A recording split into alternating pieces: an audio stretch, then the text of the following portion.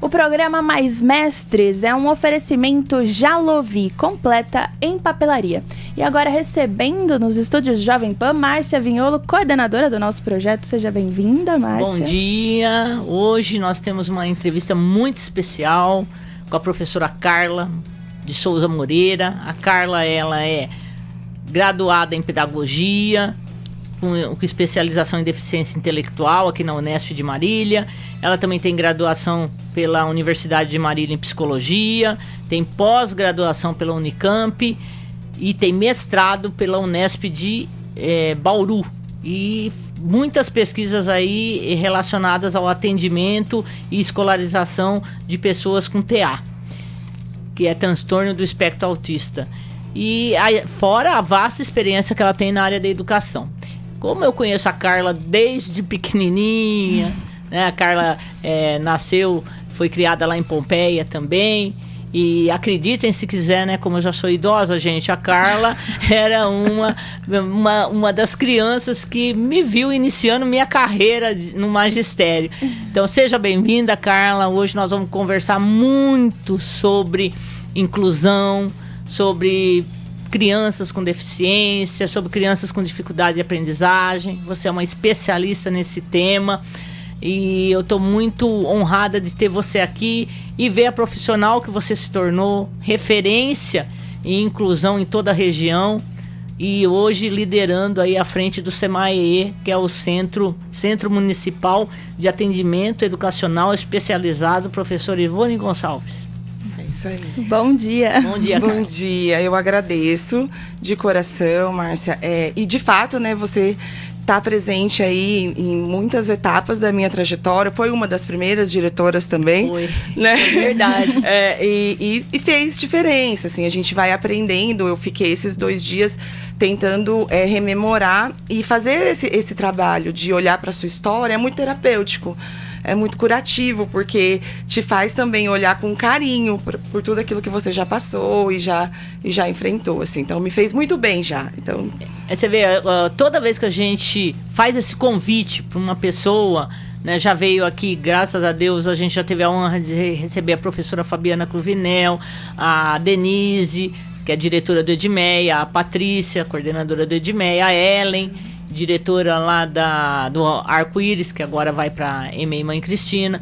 Então, são pessoas que têm uma trajetória dentro da educação. E elas sempre comentam a mesma coisa que você acabou de falar, que na hora que são convidadas, vai passando um filme de tudo aquilo que foi vivido, desde de criança até, de professores que fizeram a diferença na vida, professores que marcaram a vida e que as pessoas que contribuíram para que escolhesse o magistério como profissão. E eu fico imaginando que esse filme também passou na sua cabeça. Então, como que começou? Porque eu sei que a sua mãe trabalhou na primeira escola que eu efetivei no estado, no ciclo 1 no estado. Na época a gente falava CB, ciclo básico. E quando eu efetivei, a sua mãe trabalhava na escola. E eu sempre te via por ali, né? Então, como que surgiu essa vocação dentro de você para o magistério? Eu acho que a primeira questão, né, é olhar isso. O ambiente da minha casa era muito escolar, digamos assim, né? A minha mãe sempre foi a tia da merenda lá, que todo mundo, né? Tia Sônia. Que é um pouco difícil falar, né? Porque perdi minha mãe há 2 anos, então ainda tô nesse processo. Mas, enfim, os meus pais eram muito novos quando eu nasci, né? Quando eu nasci, minha mãe tinha 16 anos, meu pai 20. Então, assim, desde muito cedo, eu entendi que eu tinha que estudar. Então, isso, assim, era regra. Valorizado dentro da sua casa. Era a única alternativa. Era assim, meu pai falava. É a única alternativa. E o que você aprende, eu lembro que ele dizia muito, aquilo que você aprende, ninguém pode tirar de você. Isso é seu. Todo o resto, as pessoas até podem. Mas aquilo que você aprende é seu. E aí, assim, nessa ideia, era muito raro, a gente sabe disso, poder fazer um curso superior. Então, assim, a minha primeira escolha foi, eu quero estudar numa universidade pública, né? E é a mesma coisa que eu faço com meu filho até hoje, né? E essa mentalidade, nós tínhamos na época. Nós somos de gerações diferentes, mas a minha geração e a sua geração, além de ter essa valorização dos pais para o estudo e os pais quererem que nós galgássemos até posições, não só o ensino básico, mas também o nível universitário, porque muitas vezes eles não puderam fazer, nos estimulou muito a procurar também a rede pública, que seria as universidades públicas, porque nós não tínhamos recursos para pagar uma universidade, uma faculdade privada. E aconteceu isso com você também. Sim, eu pensei até na época em fazer fono, porque acho que o primeiro chamado, que é o que eu vivo hoje, né, nesse diálogo aí entre a pedagogia e a psicologia, foi essa questão de olhar para aquilo que diverge, para aquilo que é diferente, aquilo que sai, né, do padrão e das normal. Regras, assim, né? Hoje eu entendo isso. E pensei em fazer fono, mas era um curso integral. E aí, assim, não dava pra E era da rede privada ficar... naquela época. Eu acho que não tinha, né? Já tinha, não, né? Já tinha. Não tinha TO, mas já tinha fono já. Certo. Mas por ser um curso integral, assim, era inviável eu pensar em ficar aqui em Marília o dia todo, assim, né? Pra pensar mesmo, como que eu vou comer o dia todo, como, né, as enfim. necessidades básicas para você poder sobreviver e fazer o curso ao mesmo tempo. Eu lembrei que meu avô, né, o pai da minha mãe, ele me dava R$10 toda semana, durante a faculdade inteira. Era muita coisa. Mas, assim, era o valor que, sabe, que pra ele você se passar organizava para eu passar a semana, né, em tudo. Então, fui para pedagogia, fui muito feliz, né? E a pedagogia me deu... primeiro, eu acho que essa experiência da universidade pública, que você começa a ver o mundo de outra forma. Isso, assim... Hoje eu vejo algumas instituições privadas também já ampliando, mas, assim, a gente sabe que o histórico de pesquisa, de extensão, esse tripé mesmo da universidade, a gente vivencia na universidade pública, né? Então, já começou a me dar outras possibilidades. E aí, eu conheci a educação especial, assim, que fez total diferença na minha formação, assim. E a questão da... Só para a gente fazer um paralelo, você pegou ainda aquela formação de pedagogia que nós tínhamos um currículo diferenciado do que é hoje. Naquela época, nós tínhamos o curso de pedagogia que você fazia o básico em 4 anos e geralmente você saía formado direcionado para o magistério, para você dar aula e lecionar, ou você escolheria uma das outras opções para você também sair. Geralmente o pessoal escolhia administração escolar para poder sair para lecionar e direção. E surgiam as opções que você teria que retornar à faculdade para fazer, que era orientação educacional, supervisão educacional, que foi o que eu voltei, que eu gostava da área de gestão. E tinha os quatro tipos de deficiência que a gente falava: DA, deficiente auditivo, me ajuda aí, Ricardo, deficiente mental. Na época deficiente era mental, né, que falava, né? Auditivo, mental, tinha o visual e tinha mais uma. Físico. E físico, isso. Eram essas 4. Então, para você poder fazer essa gama de especialidades que tinha pedagogia naquela época, nós tínhamos que fazer 4 anos de pedagogia. E tinha, se você optasse, né? Tinha mais 4 anos, cada deficiência era 1 ano, mais orientação e supervisão. Então, se você fosse fazer toda essa gama oferecida, você ficava 10 anos dentro da faculdade para você ter toda essa formação acadêmica. E hoje, com essas novas transformações, mudanças que ocorreram no curso de pedagogia, foi um compilado. Hoje nós temos disciplinas que abarcam todas esses 4 tipos de deficiência numa disciplina só. E a parte de administração, supervisão e orientação também está toda abarcada na área de gestão escolar. Então houve um compilado, um enxugamento aí na área de pedagogia. Só para a gente fazer esse paralelo, para ter a noção que você ainda cursou nessa época que você fazia pedagogia e voltava para fazer essas especializações. Eu peguei, eu acho que a primeira grande mudança, assim, Você né? pegou a primeira? Quando eu ingressei, me chamou muito a atenção, porque a gente era, de fato, naquele momento, eu acho que a única universidade na América Latina que oferecia as 4 áreas de deficiência. Né? Mas eu peguei a primeira mudança, que foi no último ano, eles fizeram um tronco comum de educação especial. Ok. Então 6 meses eram todos, e aí no último ano você escolhia uma das áreas, mas também, né, com essa possibilidade de voltar. Então eu acabei não fazendo, né, gestão, porque teria que fazer essa escolha. Tentei voltar depois, mas não dei conta. Já dando aula, não dei conta. Mas peguei esse primeiro tronco comum, assim, né? Foram 6 meses, foi interessante, né, para olhar para todas as áreas, né? Então eram disciplinas muito voltadas à questão histórica da pessoa com deficiência, a sexualidade, enfim, uma série de questões. E aí no outro ano você tinha essa possibilidade de uma especificação maior, assim, né? E eu escolhi a área de DI, né? Porque para mim também vamos lá, deficiência intelectual, né? Hoje, que na época, né, a gente falava deficiência mental, porque também entendi que dialogava mais de maneira ampla, né, do que a especificidade ali, né? Então, assim, porque a gente tem muitas crianças com comorbidade. Você vai ter uma criança com deficiência intelectual e TEA, deficiência intelectual e deficiência física, enfim, e essa, né, abrangência, nós vamos comentar mais aí pra frente dentro do nosso programa. Vamos falar um pouquinho sobre essa diversidade hoje que existe para você até classificar o que uma criança pode apresentar de alguma síndrome ou de alguma deficiência. Esse leque não era tão vasto. Começou de um tempo para cá, devido às pesquisas, aos estudos, essa abrangência maior. Mas vamos tentar finalizar aí a sua formação. Então você depois eu né, Laila? Senão a gente não chega. O professor fala muito, né? Fala, vai dando os ganchos, a gente vai... E aí depois, saindo da faculdade, eu já queria ir para psicologia, né? Mas eu já estava trabalhando, enfim, né? Uma série de coisas. Esperei um tempinho e uns 5 anos depois eu fui tentei a psicopedagogia primeiro, mas eu falei, não, acho que eu quero olhar um pouco mais aí para essa psique. E aí fui para psicologia, né? E o que também hoje é um diálogo, assim, que favorece demais.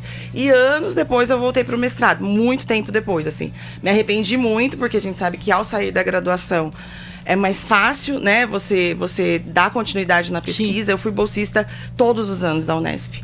Todos os anos, assim. Então, foi para além da possibilidade de estudo, a possibilidade de manutenção, né, a Unesp me deu. E aí tinha essa proposta, né, de já ir para o mestrado naquela ocasião, mas eu tinha que trabalhar. Eu virei para o meu professor e falei, eu preciso trabalhar. Assim, não consigo, né, agora. Até porque o valor da bolsa, ele chega a ser, muitas vezes, irrisório. Mal consegue você se manter ali na parte de alimentação. Sim, aí eu falei, não, eu preciso fazer o concurso, eu preciso trabalhar. E aí ingressei, assim, logo depois, né, 6 meses que eu tinha me formado, aqui já na rede de Marília, então eu sempre atuei aqui. Então, o seu concurso primeiro foi na rede municipal de Marília, e aqui você já está até hoje. Você não tem experiência em outra rede ou sistema de ensino, nem estadual, nem privado. Sua experiência todinha dentro da rede municipal. Hoje na graduação, né, com adultos e tal, enfim, esqueci de citar, você tá ministrando aulas no ensino superior agora também. E desde o princípio você trabalhou com pessoas com deficiência ou você entrou na rede como professora comum, mesmo geral? Como professora do regular. Perdão. Eu ingressei como professora do regular. Você ingressou em que escola? Eu ingressei no Olímpio Cruz, mas fiquei 3 meses. 3 meses, o professor Feijão me chama para assumir um projeto. Eu tinha acabado de ingressar na rede, um projeto específico nessa área, né? Que eu fiquei um tempo, depois eu retornei. E acho que já no segundo ano eu fui pro Reico, né? Foi o segundo ano. Diretora do Reico, né? E você foi minha diretora. E dali do Reico, você estava ministrando aula no ensino regular. Dali você já recebeu a proposta para trabalhar com alunos deficientes dentro do centro, ou você ainda removeu para outra escola? Não, eu fiquei, né, acompanhei ali o Cecília, aí eu trabalhei uma época... Depois quando construiu a escola nova e recebeu a denominação de Cecília Guelpa, é verdade, você foi para Cecília Guelpa, ficou um tempo lá também.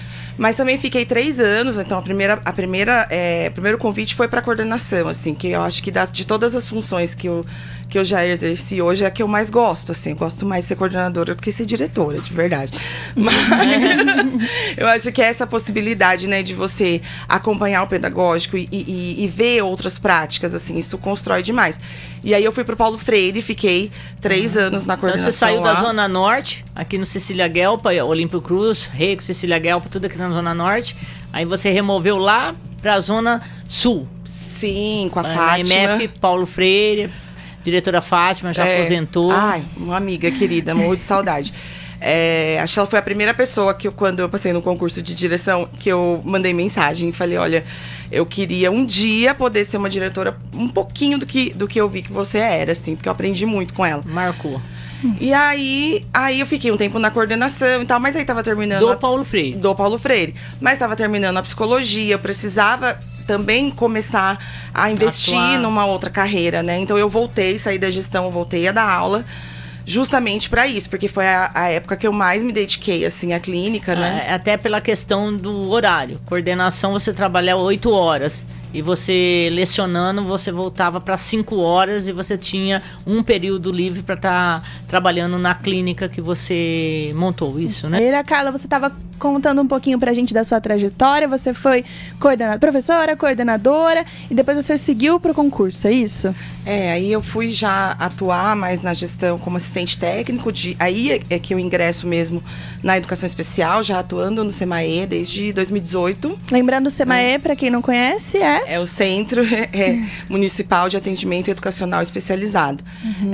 O SEMAE, ele já vem, assim, de uma construção, de um olhar que já tinha sido iniciado enquanto educação especial no município, né? Então, a gente tinha o CAP, que era um centro mais de apoio, né, pedagógico, e onde já tinha psicólogos, o que, assim, há um tempo atrás, a gente sabe, né? Hoje você tem legislação para isso, mas você já tinha esse visão, olhar, esse assim, olhar. sim. E é só para pessoas com deficiência intelectual ou são todas as deficiências? Como que funciona? Não, a perspectiva hoje desses dois setores que foram unidos, um era para apoio, né, para todos. Que era o CAP. Que era o CAP, e o outro era específico para dificuldade de aprendizagem, nem necessariamente para deficiência. Entendi. O CAM. Na União, hoje, a perspectiva do trabalho, ela tem duas grandes vertentes, assim. Uma é a educação especial, né, que então seria esse público elegível da educação especial, as crianças com deficiência, com altas habilidades, transtornos globais do desenvolvimento, enfim. Tudo isso que a gente chama de público elegível para a educação especial. Mas foi preciso a gente ter uma perspectiva inclusiva também.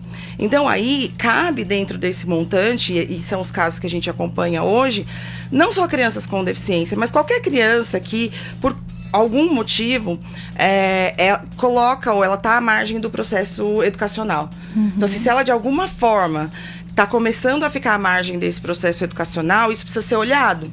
Às vezes não tem diagnóstico ainda também, né? Porque a gente sabe que cada vez mais tem mais diagnósticos surgindo, né? As pessoas estão indo mais atrás, a criança é olhada com um olhar ainda mais atento agora, mas tem criança que demora para receber diagnóstico, né? E aí vocês já identificam. Com certeza, o trabalho precisa, assim, desde 2018, e aí eu devo muito quando eu vou para a educação especial, a Vanessa Pelúcio, né, que estaria aqui hoje, mas não pôde, ela porque foi não convidada, tá bem de saúde. Não tá bem. Mas fica pra próxima, hein, Vanessa? Você ainda vem aqui no programa.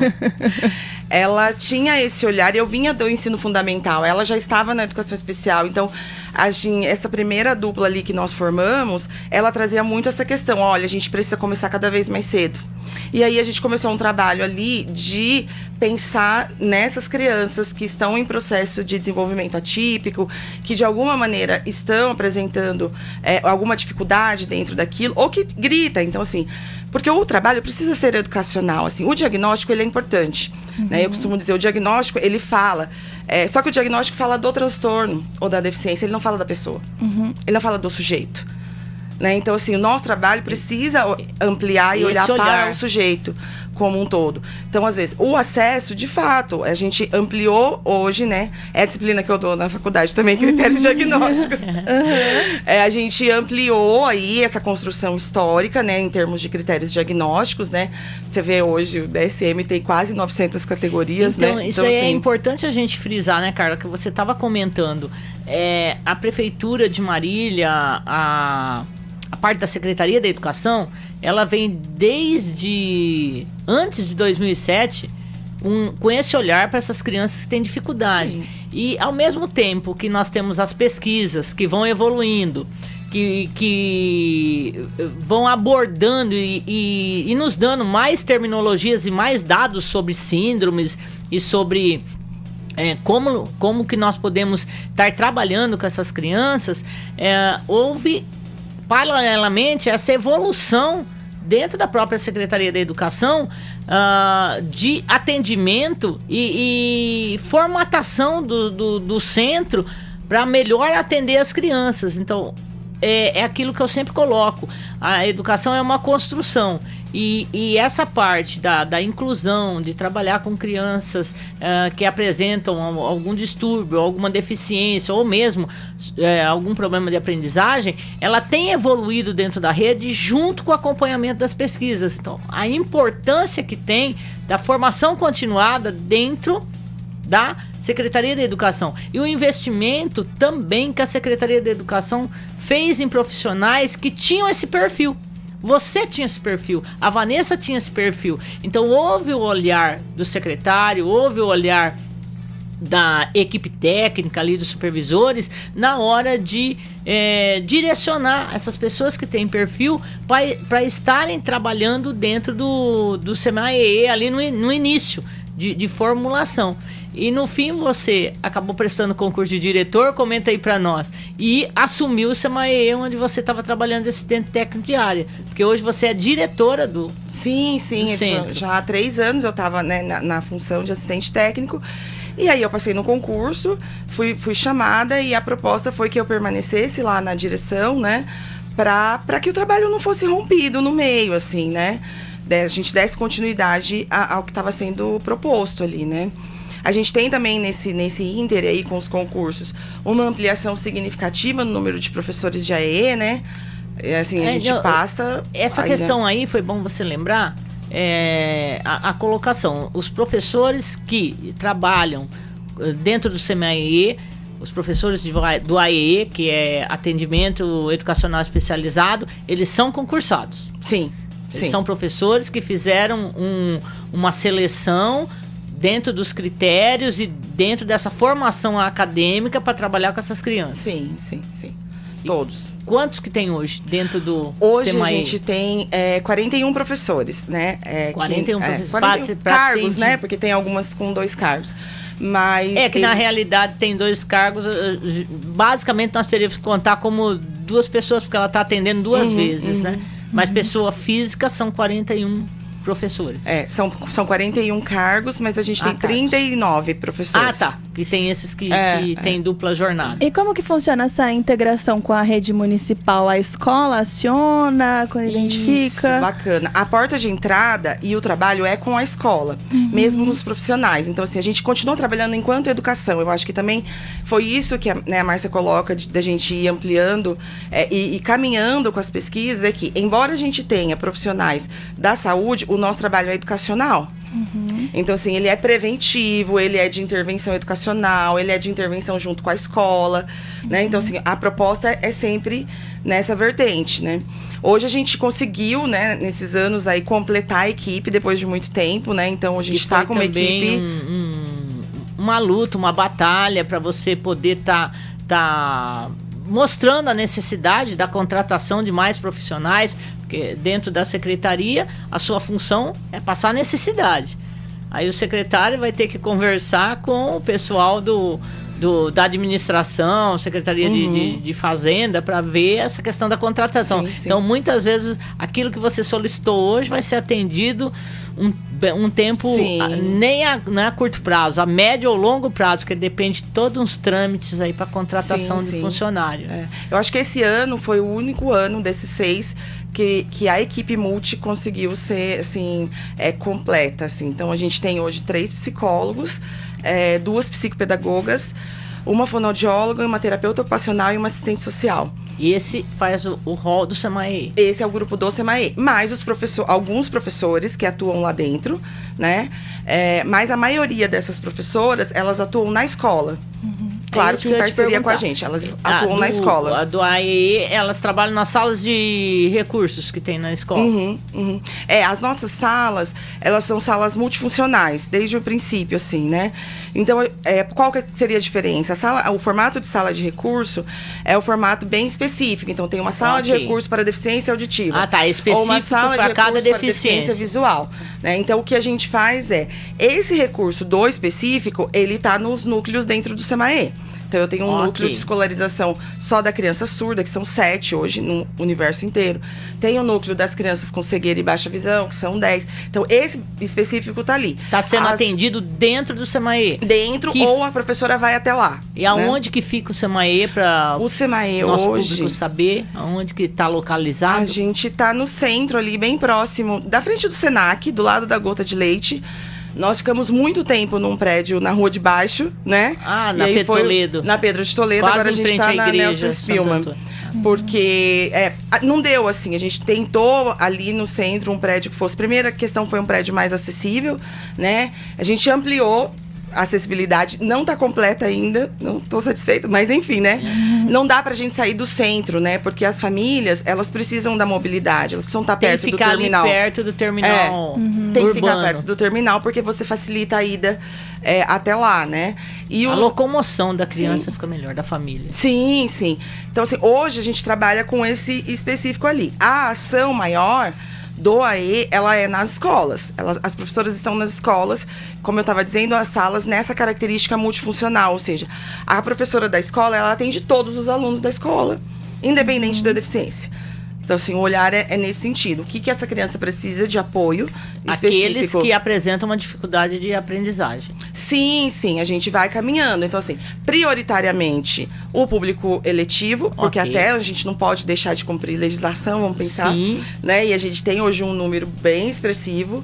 Assim, eu ingressei em 2018, a gente tinha crianças com diagnóstico fechado em torno de 300, hoje são 900. Então, assim, é um aumento significativo, né? Que precisa ser mantido. Assim, o AE para essas crianças, ele tem a função não só, mas olha, a criança tem TEA e ela não tá tendo dificuldade, ela tem direito ao AE. TEA, gente, transtorno do espectro autista. A gente tem que Isso. sempre estar lembrando, Obrigada. Carla, porque o nosso público é abrangente, né? Tem pessoas que não são Sim, da área sim, da educação, para poder entender melhor. O direito precisa ser garantido, né, do AE, mesmo que seja para suplementar, que é o que acontece com crianças com dupla excepcionalidade, com altas habilidades. Olha, aquela criança, ela caminha, mas ela precisa de um olhar da educação especial, E né? a criança com altas habilidades, muitas vezes ela é esquecida. Porque nós trabalhamos muito com aquela criança que apresenta uma dificuldade de aprendizagem, que ela tem uma síndrome, ela tem uma deficiência. E muitas vezes esse olhar para aquela criança que está além não tem um olhar mais diferenciado. Então está tendo esse olhar hoje também para essa criança. Gostaria muito de organizar, tem muitos sonhos, uma avaliação São ainda. desafios São ainda. desafios muito específica, porque assim, é histórico a gente ter dificuldade de olhar para as altas habilidades, né? E eu até costumo brincar assim com as professoras. Hoje, se a gente olhar no Brasil, onde estão as altas habilidades em geral na sociedade? Normalmente estão no crime. Normalmente estão. Então, assim, a gente não tem crianças com altas habilidades ou nós não estamos olhando desde muito cedo e organizando uma avaliação para detectar isso. Porque o que precisa entender é que essa criança tem alta habilidade numa área ou outra, ela tem, de repente, um funcionamento cognitivo que ultrapassa, então ela lê muito cedo, ela, né, enfim... Mas ela tem todo um outro desenvolvimento global que precisa de suporte. E muitas vezes esse desenvolvimento global que você coloca, ela se destaca muito numa área e a outra, ela precisa de estímulo. Sim. Eu tive um aluninho, quando eu iniciei, há muito tempo atrás, eu iniciei na educação infantil, em Padre Nóbrega, eu tinha um aluninho, chamava Bruno. Ele tinha altas habilidades. 4 anos ele lia, escrevia, só que correr ele não conseguia. Ele tinha problemas de coordenação motora, porque ele queria ficar sentado lendo. Ele pegava livrinhos de historinha, contava para todo mundo. Ele adorava a leitura, só que chegava nas atividades que seriam mais físicas, ele tinha dificuldade na hora desse desenvolvimento. Então, esse olhar também tem que ter para poder desenvolver essas áreas que a criança não está tendo esse estímulo. Sobretudo as questões emocionais. Também, então, assim, também, cara. Onde vai Muito bem gritar, vai lembrado. gritar na Vai. dificuldade ali de autorregulação emocional. Isso. Né, de respostas à frustração, enfim, porque isso vai caminhando junto no desenvolvimento da criança. Existe né? a sensação também de, às vezes, se sentir diferente, a criança começa começa a se sentir diferente, né? Precisa ter essa atenção. Pode ter até esse olhar diferenciado para a criança, né? Porque grita, vamos pensar assim, ó, uma criança em torno de 5 anos, se ela começa a ter uma ampliação cognitiva absurda, essa criança tá tendo isso muito mais rápido. Só que isso é assustador, porque essa compreensão cognitiva, ela nos tira da segurança. Sim. Então, assim, isso é assustador para essa criança e pode gerar essas questões aí. Que é também um outro olhar hoje, assim, que a gente pensa, porque a gente tem muitas situações que colocam as crianças fora do processo educacional. A gente tem muitas ocorrências hoje de outros transtornos mentais, que não são necessariamente a deficiência, mas a gente tem muita criança em sofrimento psíquico, sabe? Seja com os transtornos de ansiedade, seja mesmo com outros transtornos mentais. Nós vamos conversar um pouquinho no próximo bloco sobre essa questão da ansiedade, porque não é só o adulto, tá afetando muito as crianças hoje. Carla, a gente estava falando um pouquinho antes do intervalo sobre a questão da criança hoje, cada vez mais essa criança ansiosa, né? Ela chega ansiosa, não sei se por conta da tecnologia, acho que são muitos fatores, né? E vocês têm recebido essa demanda lá no SEMAE também? Sim, a gente tem muitas crianças hoje que estão aí nessa linha de sofrimento psíquico, né? Vamos dizer assim. E muita coisa pode estar acontecendo, pode ser ansiedade, pode ser a inquietação que a gente olha, que seria o sintoma, ele pode vir por várias vias. Então, assim, uma depressão infantil, por exemplo, pode se manifestar pela agitação psicomotora e inquietação. Então, é preciso olhar esse contexto mais ampliado. A gente tem essa discussão com relação às telas, né? Mas eu costumo dizer que, assim, nós temos, na verdade, o que para mim é muito histórico antes da tela, a dificuldade de interação. Então, assim, o que a tela, ela favorece... Esse problema já existia. As crianças ficavam na TV, né? Tá ficando mais latente agora. Sim, é que agora você celular. tem um suporte muito mais poderoso, celular, que é o tablet. celular, o tablet em qualquer lugar. Mas essa questão, ela sempre existiu. Dessa criança que tinha pouca interação, entre os pares, que tinha pouca interação dentro da família. Então, assim, isso já era, de certa forma, renegado. E isso se intensificou. Então, acho que a gente tem, sim, a questão da tela. Você lembrou muito bem, porque essa questão mesmo da criança com a TV. Porque a TV, antigamente, ela ficava só na sala. Aí, passou um tempo que começou a ir pro quarto. Sim. Agora nós temos, assim, residências que tem TV nos quartos, na sala, na cozinha. E eu já vi no banheiro. Já vi gente que colocou TV no banheiro. Ai, adoro. Então, você vê que muitas vezes, nós já comentamos aqui no Mais Mestre, da questão de inibir o uso do celular dentro da escola. Que já foi agora homologado pelo governador Tarcísio uma lei para restringir o uso do celular dentro das unidades escolares do estado de São Paulo. E existe também tramitando no Congresso uma lei que vai sair nacional.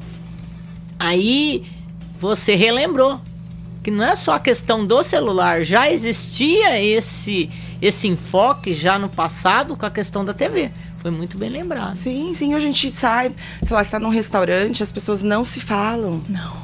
Elas não se falam.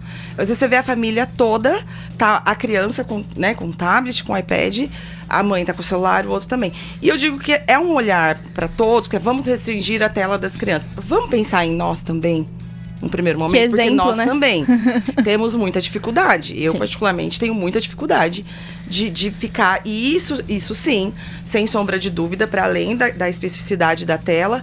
Mas essa coisa da gente estar em múltiplas informações o tempo todo vai gerar, obviamente, um nível de estresse muito grande. O tempo todo você está sabendo de tudo, que foi o que a gente viveu, né? Mas essa... É muita informação. Sim. E se pro adulto já tá complicado, a complexidade de você assimilar esse rol de informações que tem hoje na sociedade, imagina para criança. Sim. A gente associava muito a ansiedade com o período de vestibular e depois na vida adulta, no trabalho, no emprego, né? Mas até as criancinhas pequenas, né? Também podem ter esse tipo de sofrimento. Às vezes a gente acha que não, que a vida da criança é maravilhosa, só flores. Mas tem criança que sofre também, desde muito novinha, né? E uma questão, assim, que eu, quando atendo crianças bem pequenas e falo com os pais, é que, assim, a gente também hoje, culturalmente, entende que tem que explicar muito para a criança. Tudo. Só que esse explicar, eu também tô dando, às vezes, uma sobrecarga de informação e de decisão. que não é daquela criança. Não precisa ser daquela criança naquele momento. Gente, se alguém pudesse falar pra gente hoje, olha, não precisa resolver isso, pode deixar. Meu Deus, a gente ia adorar em algumas situações. Então, por que eu falo pra uma criança de 3, 4 anos, olha, você precisa escolher. Não, tem coisas, olha, não, isso vai ser assim, a responsabilidade da decisão é minha, ela não é sua.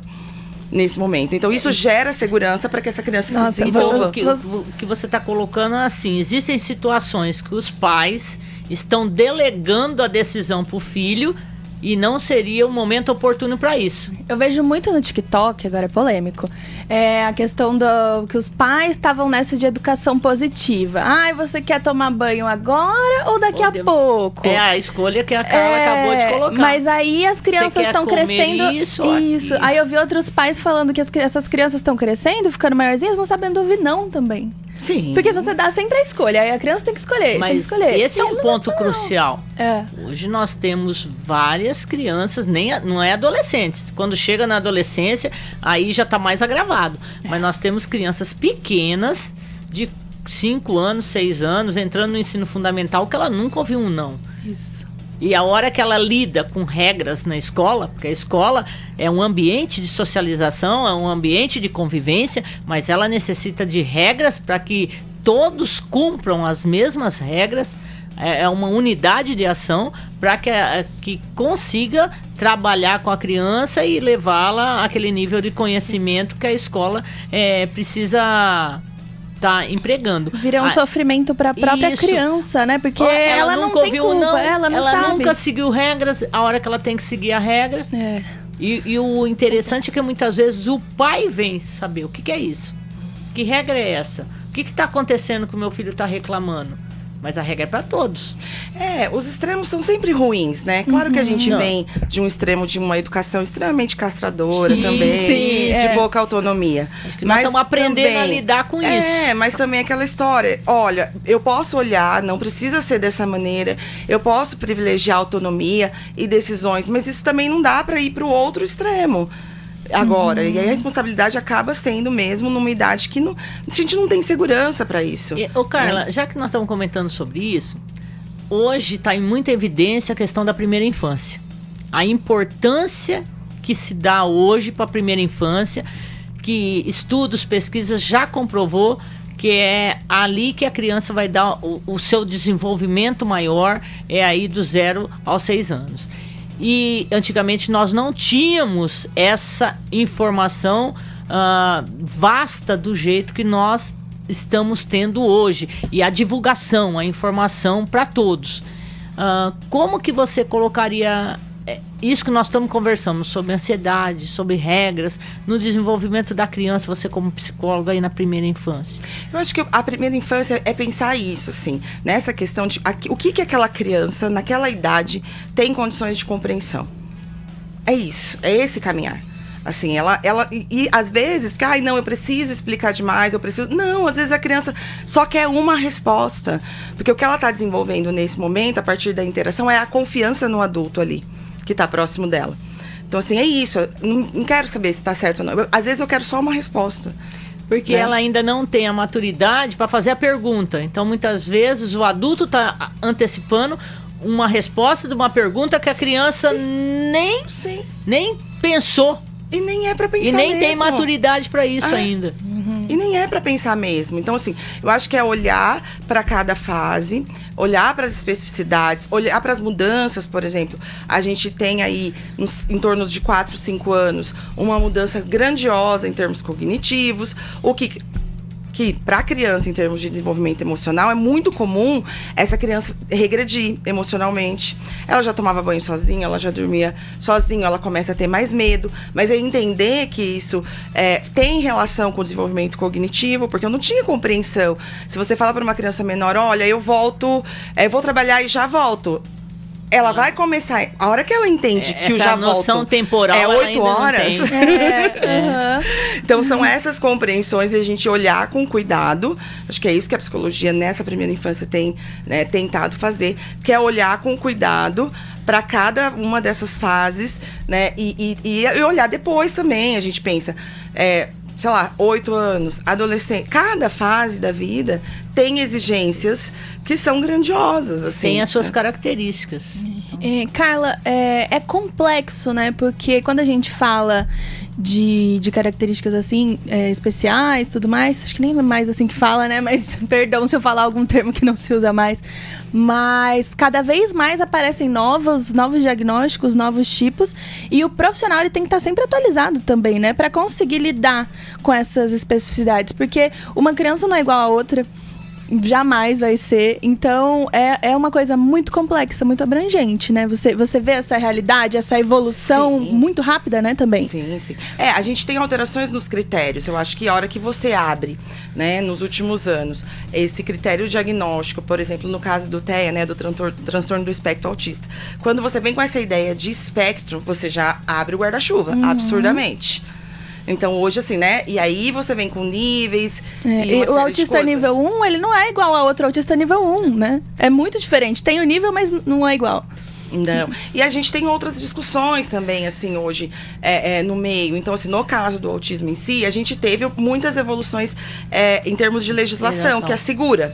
Ok? Então, em muitos momentos... É a síndrome que está mais assegurada legalmente hoje, em termos de normatização, é o autismo. Sim. Isso se deve à movimentação de mães, assim, historicamente. O que a gente precisa entender é que eram mães com maior acesso. Quem era diagnosticado com autismo? Há um tempo atrás. Exatamente. A cara do autismo era essa, né? Então a gente tem que olhar para tudo isso. E hoje o que você vê é o que os especialistas chamam de acoplamento diagnóstico. Então, assim, como eu tenho mais acesso aqui, é mais fácil que essa criança seja diagnosticada aqui.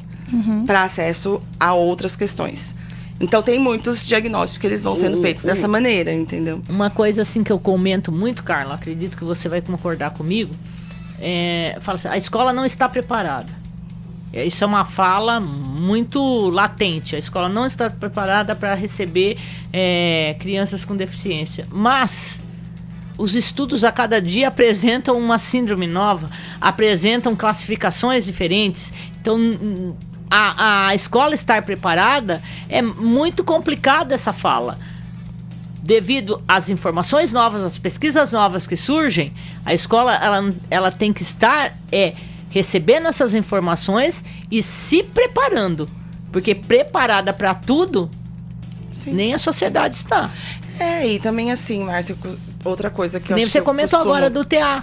Né? Sim. Até um certo tempo, o autista ele era classificado de uma maneira. Agora já foram feitas várias pesquisas e nós estamos com outros tipos de como diagnosticar esse autismo. Então, se você não tem essas formações, você fica parado lá no tempo. Aí a escola está preparada, sim, mas para receber aquele de tempos atrás, décadas atrás, e não o atual. Que eu acho que a melhor questão que a escola precisa ter, sobretudo a escola pública, a gente fala disso, mas a escola pública, nesse sentido, a meu ver, ela está mais preparada. Sim, porque concordo plenamente. Qual é a questão? Com você. É lidar com a diversidade. A gente sempre lidou com a diversidade. Sempre. Ela tendo um nome ou não, ela tendo um código, né, de CID ou não, a gente sempre teve que lidar. E para mim, hoje, a escola pública ela é a única instituição que, de fato, é porta aberta.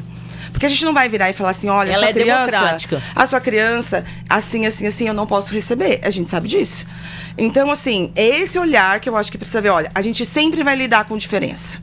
O tempo todo. Então, vamos pensar estruturalmente como é que eu posso mexer nessa estrutura, porque a diferença, ela sempre vai existir. Então, aí, de fato, por exemplo, hoje a gente precisa, é uma proposta, né, que eu tenho aí tentado para o ano que vem. A gente fazer ajustes, por exemplo, sensoriais. Isso é novo. A gente começou a entender o quanto as alterações sensoriais estão presentes nas crianças com espectro, mas em outras pessoas também. E esse mundo, ele não foi preparado para quem tem alterações sensoriais. A luz, o som, uma série de coisas. E uma escola, você imagina. Então, assim, o que é possível fazer em termos... Isso é acessibilidade.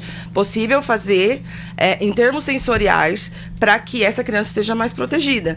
Então, acho que é isso. A ideia tem que ser... Nós vamos ter que sempre pensar na estrutura. E que como é que eu olho para essa estrutura? Porque as outras crianças vão se beneficiar se eu olho estrutura.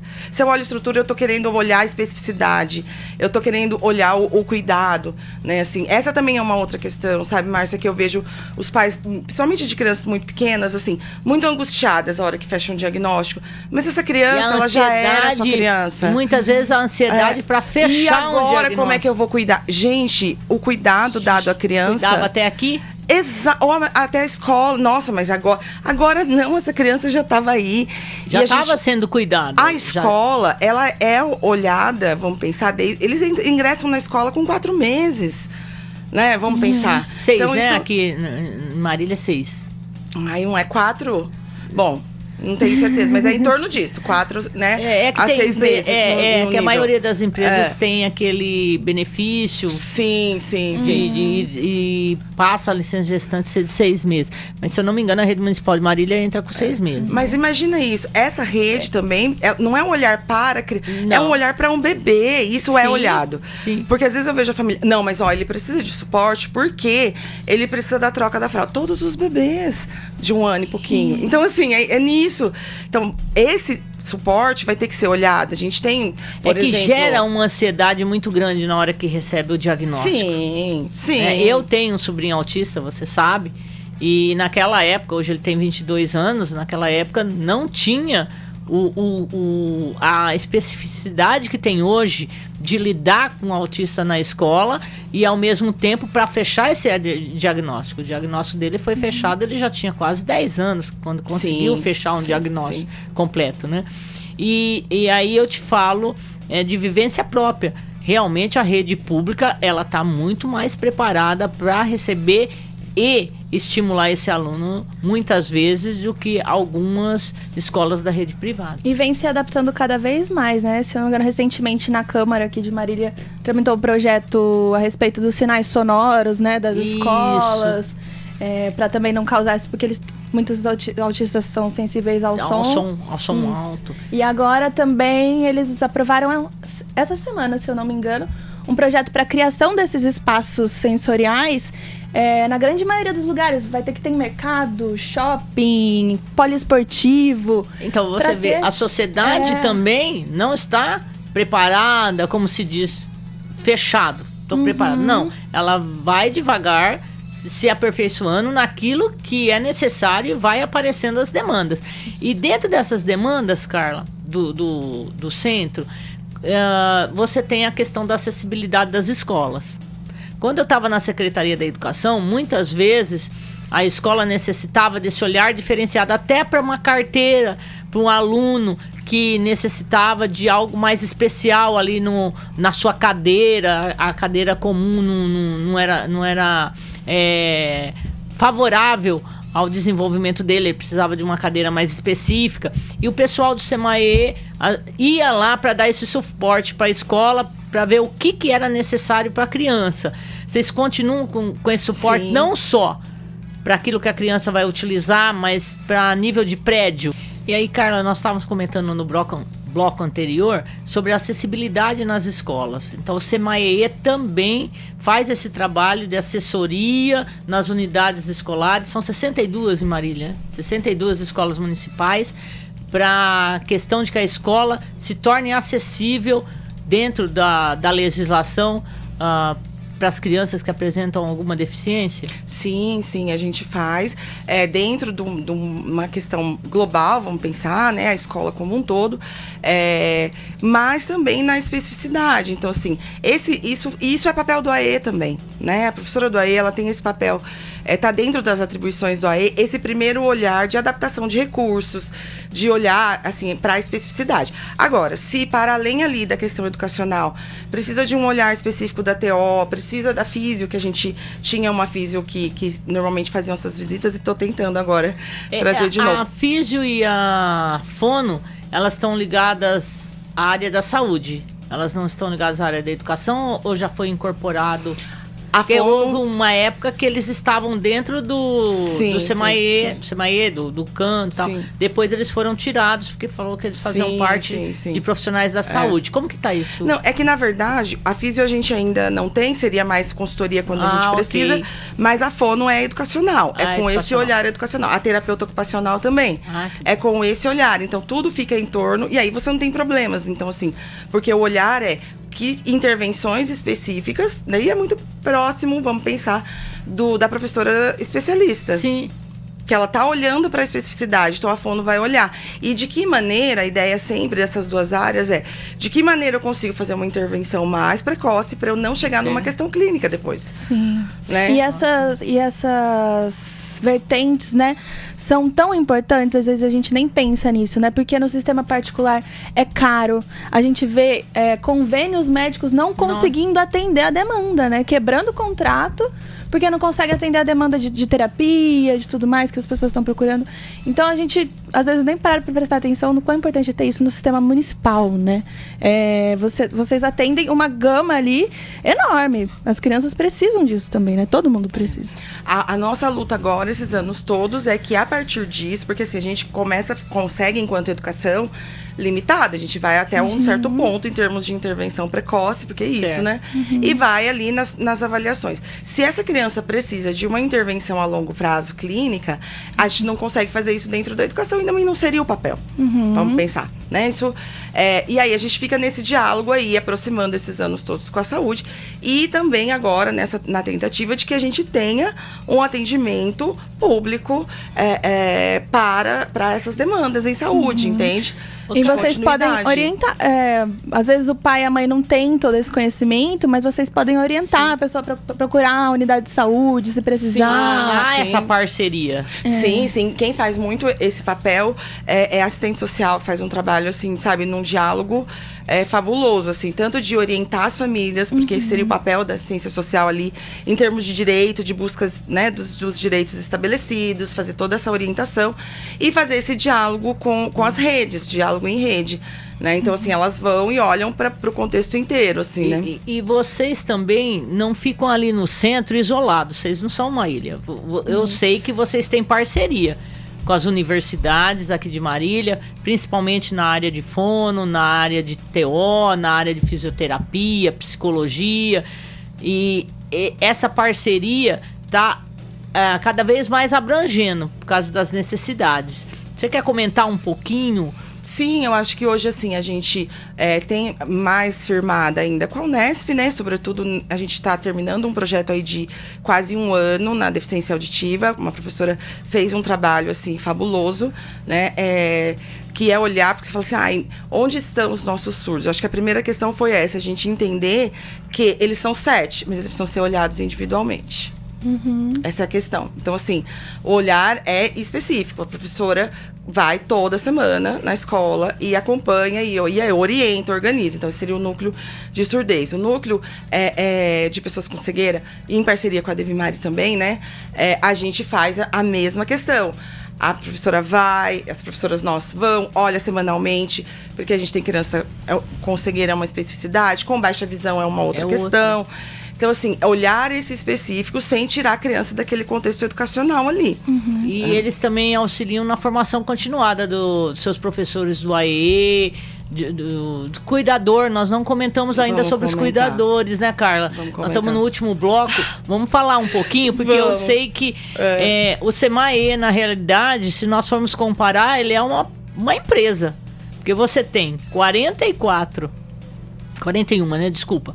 Professores de AE, tem a sua equipe que trabalha com você, 5 funcionários, os funcionários, tem os coordenadores que trabalham com você e também sobre a sua responsabilidade, que você é a diretora do SEMAE, nós temos quantos cuidadores? 347 hoje. Então, você pega 300, você tem um hall aí brincando de 400 pessoas que estão sobre a sua orientação, você tem que gerenciá-las. Sim.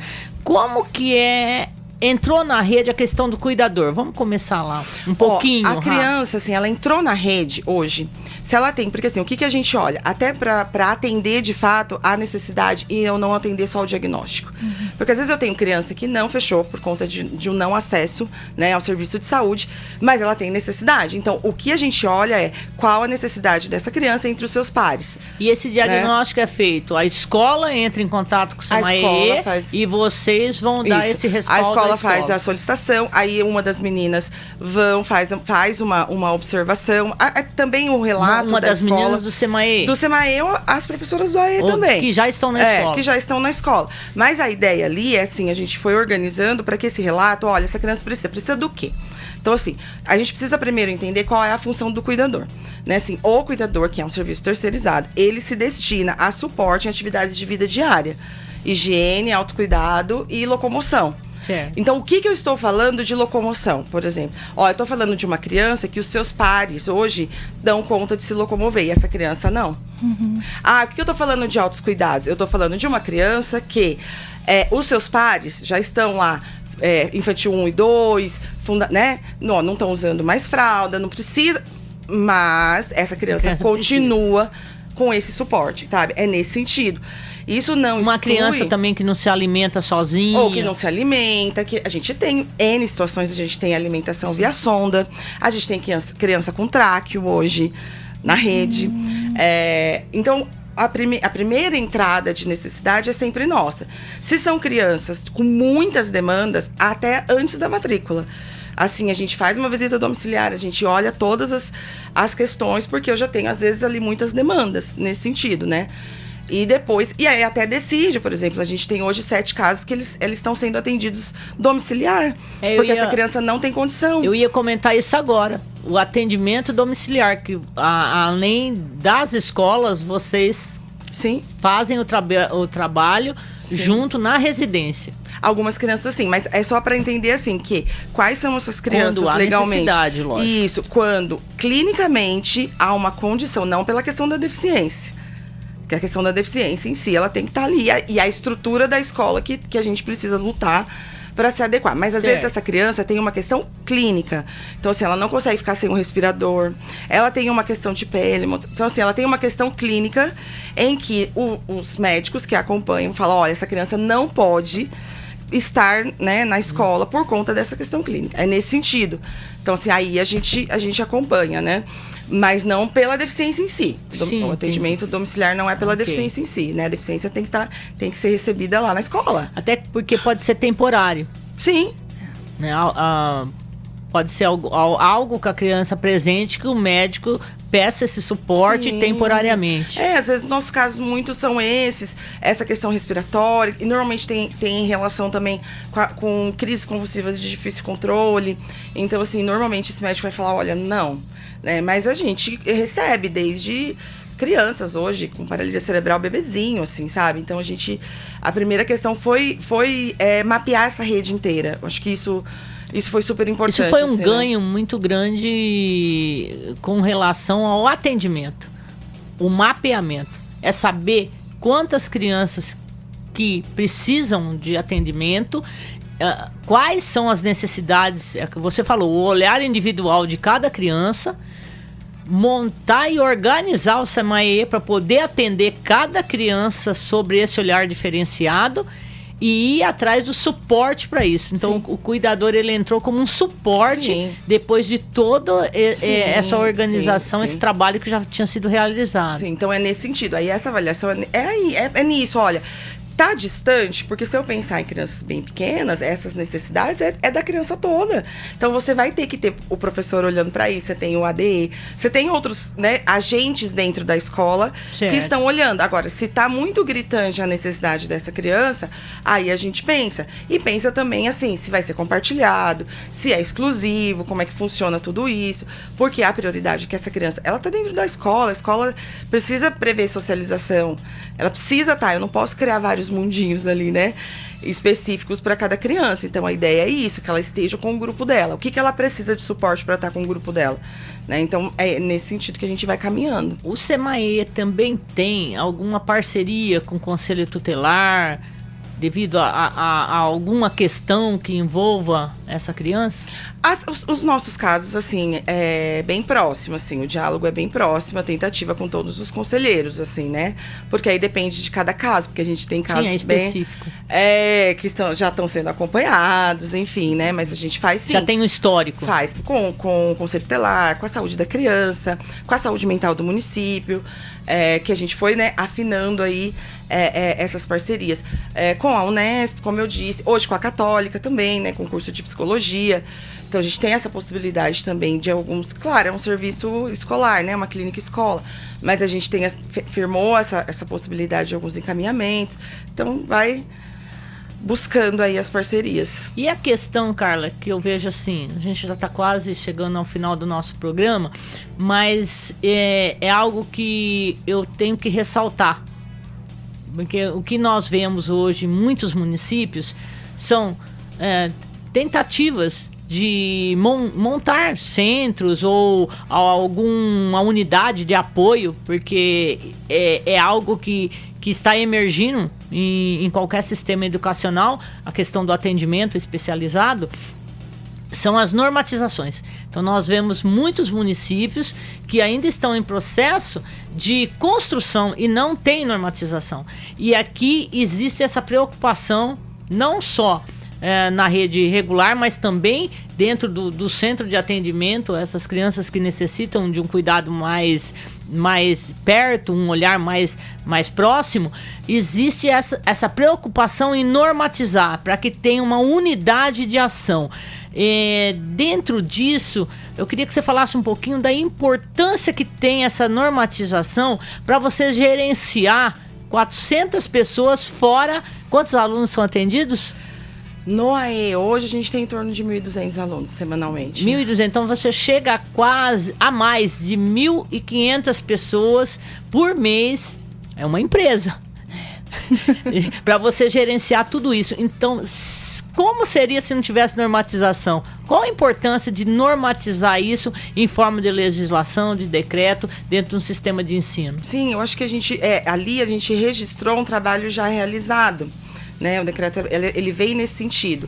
Então, a questão do trabalho do AE enquanto trabalho colaborativo, claro que todo esse trabalho, Márcia, eu brinco, é feito em parceria com as escolas. Sim. Então, assim, com os diretores, eles são muito parceiros, assim, e a escola que a gente tem uma proximidade maior em termos de direção, são as escolas em que as coisas caminham, né? Porque chega um caso específico e o diretor não sabe o que fazer. Mas aí passou de uma situação daquele caso que a gente já demandou de certa maneira. E o outro, ele vai generalizando na sua comunidade ali.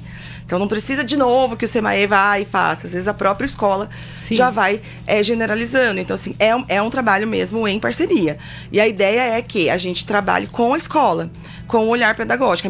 A minha luta muito grande, estando nas duas áreas, é que quem vai falar de educação é a educação. Quem faz avaliação educacional são os técnicos da educação, é o professor, vamos pensar, é quem conhece de educação. O profissional, médico, com total respeito a gente tem, ele vai falar da área dele.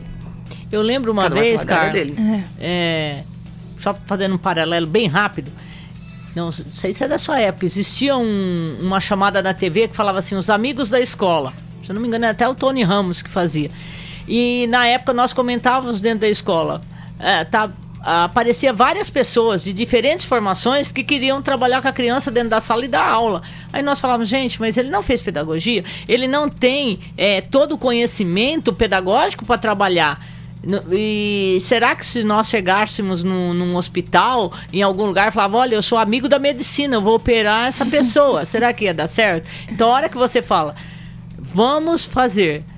quem vai falar de educação, quem que tem esse conhecimento? Quem é formado, sim, quem trabalha com educação. Sim. Então, as outras pessoas podem participar, podem e devem, porque a educação é algo abrangente e é a mãe de todas as profissões. A gente começa, sim, na escola. Mas nós precisamos valorizar mais esse profissional, sim, que está dentro da educação. Sim, sim. E por isso que nós trouxemos aqui, para você falar um pouquinho para a gente de como é esse trabalho. E nós, no fim, ficamos aqui surpresos de você estar gerenciando e trabalhando, administrando um centro que envolve aí mensalmente acho que não é nem mensalmente, semanalmente, 1.500 pessoas nesse cotidiano, nessa rotina, e é algo que está normatizado e está funcionando, e ver esses planos que você tem para crescer, para melhorar o atendimento. Então nós só temos a te agradecer essa oportunidade que nós tivemos de você estar aqui falando sobre tudo isso para nós e ao mesmo tempo esclarecendo como que é o atendimento do AEE, como que é a função do cuidador, o que o SEMAE faz. Nós desejamos muito sucesso para você, que você continue esse trabalho lindo, que você tem o dom para isso, você faz com muita capacidade, muita competência. E gostaríamos que você falasse um pouquinho aqui da importância desse espaço do Mais Mestres que está sendo aberto para nós comentarmos e falarmos como educadores de como está a educação no nosso município. Olha, Márcia, eu acho que a primeira questão é isso, é essa possibilidade de fala, né, enquanto educador. A gente sabe que estando na sala de aula todo mundo vem apontar o dedo e falar. Então o que você está fazendo aqui é justamente isso que a gente estava, né, comentando, que quem pensa em educação, quem olha para a educação somos nós, né? Eu falei isso só na minha defesa de mestrado no final, quando eu já tinha sido aprovada, porque eu fiquei com medo de apanhar da banca, e a minha orientadora é da saúde, né? Mas eu falei, bom, agora eu já sei que eu estou aprovada. Mas assim, é isso, assim, e o programa, a meu ver, ele colabora com essa voz, assim, sabe? A gente sabe, os pais, acho que um pouquinho que ficaram aí com as crianças em casa na pandemia, sentiram. Porque uma coisa é você saber, outra coisa é saber ensinar. Há uma especificidade nisso. Sim. Há um conhecimento nisso. Então, assim, o médico ou o juiz, que seja, cada um trabalha na sua área, nós sabemos. A nossa área. A gente conhece a nossa área e acho que precisa ter peso a fala desse professor. Então, assim, todas as avaliações que nós fazemos, até nas questões processuais, a gente faz nessa linha. O que esse professor está falando dessa criança? Porque ele conhece. E ele está ali no dia a dia. Ele está ali no dia a dia. O que esse professor diz dessa criança? O chão de escola. Ele vive. Né? Então, é nisso. Então, o programa, a meu ver, ele colabora assim, muito. Como eu te falei, acho que é um processo terapêutico. Memorizar, né? E eu fiquei esses 2 dias pensando assim, você fez parte da minha história, né? Da história da minha família, da minha história profissional. É óbvio que eu fiquei com muita saudade da minha mãe, né? Mas eu entendi que saudade é certeza. Sabe? E por que saudade é certeza? Num mundo de tanta insegurança que a gente vive ansioso, saudade é a certeza do amor. Se você sente falta, é porque você viveu aqui. Sim. Né? Então, assim, acho que eu finalizo te agradecendo pela oportunidade de ter pensado esses dias todos aí na minha história, né? E também eu queria só agradecer a equipe. Assim, acho que a equipe de trabalho hoje, nós somos em poucas, assim, se for ver, mas as meninas são fabulosas, assim. Então, acho que eu tenho que agradecer a quem está ali perto comigo dia a dia, que encara tudo isso. Assim, eu não consigo. Elas estão nas escolas. São elas que estão nas escolas praticamente todos os dias, vamos pensar. Sozinho, né? A gente não consegue nada. Nós precisamos desse trabalho coletivo. Eu ia falar que a gente atinge um marco histórico aqui no Mais Mestres de não chorar, mas ela tá com os olhinhos marejados aqui, a nossa convidada. Mas é sempre emocionante, né, falar da trajetória de vocês. E a questão, assim, só para concluir, né? Você falou da sua mãe. Sua mãe foi uma pessoa que marcou a vida de muitas pessoas. Sim. Ela trabalhava muito na escola, mas ela era uma educadora. Né? Ela estava ali servindo a merenda, olhando as crianças no recreio, mas ela estava preocupada com cada um, ela conversava com todos. Então, essa imagem que a gente tem do servidor educador precisa ser ressaltada. Uhum. Porque ele não é professor, mas ele tem uma função e um papel dentro das escolas fundamentais, porque eles educam também as crianças que estão lá dentro. Então, grande tia Sônia, um grande abraço, tia Sônia. Isso. Obrigada, Carla, mais uma vez por ter vindo aqui conversar com a gente, compartilhar um pouco da sua trajetória, do seu conhecimento, e com certeza vai voltar, né? Mas é porque é um assunto que nunca se encerra. Nós ainda não conversamos, não desenrolamos algumas A Márcia tá ali com o papelzinho dela, quem tá ouvindo na rádio. A gente faz alguns esquemas aqui, nós não conversamos ainda sobre a questão por que um pedido de atendimento chega numa promotoria ou num juiz, e eu sei que é você que vai lá conversar com eles para ver a melhor maneira para poder atender essa criança. Então você vai voltar para poder explicar como que é isso, essa questão da judicialização. Sim. Obrigada, Carla, mais uma vez. Seja sempre muito bem-vinda. Obrigada, meninas, pelo Até a carinho. próxima. Isso, e termina aqui a edição 4751 do Jornal da Pan. Um ótimo sábado para você e a gente se vê segunda-feira.